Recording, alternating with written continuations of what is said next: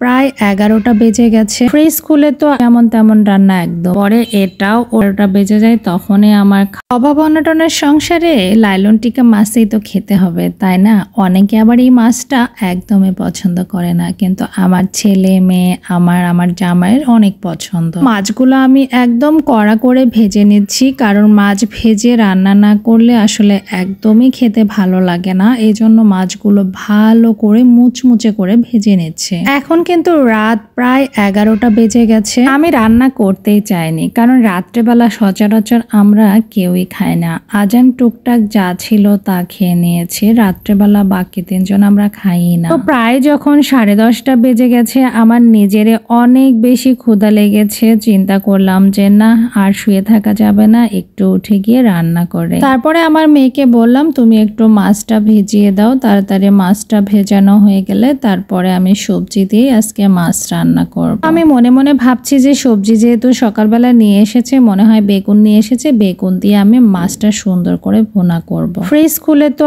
আমার একদম মেজাজটা অনেক গরম হয়ে গেছে। নিয়ে আসছে ঢেঁড়স, বরবটি, পটল, কাঁকরোল। সচরাচর এই সবজিগুলো আসলে না, আমি সব সবজি খাই, কিন্তু এই সবজিগুলো দিয়ে তো আর মাছ ওইভাবে রান্না করলে খেতে মজা লাগে না। তবে ঢেঁড়স দিয়ে রান্না করলে খেতে মজাই হতো, কিন্তু ওর বাবাই খেত না। এদিকে মশলা ছিল না, গুঁড়া মরিচ, ওটা আমি ঢেলে নিলাম। তারপরে তো ঝিঙ্গা না আপনারা চিচিঙ্গা বলেন আমি জানি না, তো এই ঝিঙ্গাটাই আমি কেটে নিয়েছি। ঝিঙ্গা আলুটা একদম কষিয়ে নিচ্ছি। আগে তো মাছটা ভেজে নিয়েছিলাম, ভাবলাম যে এটা দিয়েই মাছটা একটু পাতলা পাতলা ঝোল করে রান্না করি, খেতে মজা হবে। যা কিছু করি আপনাদের সঙ্গে একটু শেয়ার না করলেও তো ভালো লাগে না। আমার ঝিঙ্গাগুলো কষিয়ে নেওয়া হয়ে গেছে, এখন আমি মাছগুলো দিয়ে দিব। তবে হ্যাঁ, অনেকে আছে কাঁচা মাছ দিয়ে মেখে বসিয়ে দেয়, সেটাও ভালো লাগে, কিন্তু আমার ছেলে মাছ ভাজা না হলে একদমই মুখেই তুলবে না। এই জন্য মাছটাকে কড়া করে ভেজে নিতে হয়। হালকা মাছ ভেজে